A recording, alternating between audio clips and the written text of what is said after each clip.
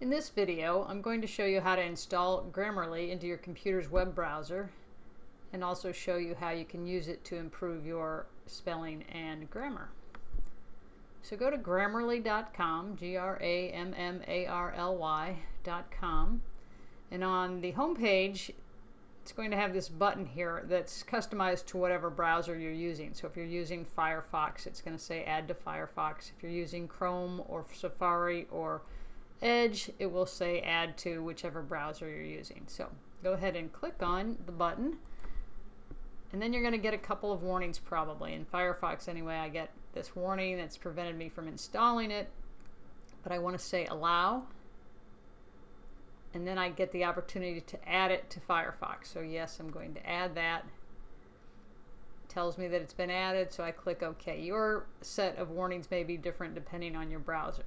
But now I can see in the toolbar up here that there's a Grammarly icon, so that's an add-on or an extension within the browser.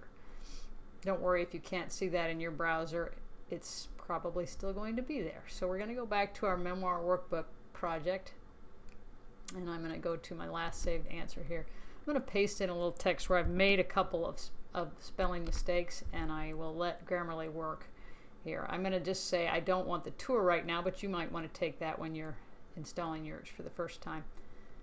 So you can see Grammarly, it's not so different from your spell check that's in your browser already, but if I mouse over that, I can correct my spelling error.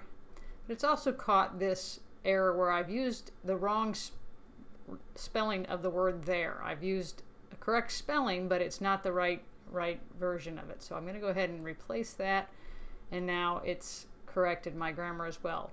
You'll find that it corrects punctuation, commas, question marks, and I think you'll really enjoy using this with your project. So I hope this helps.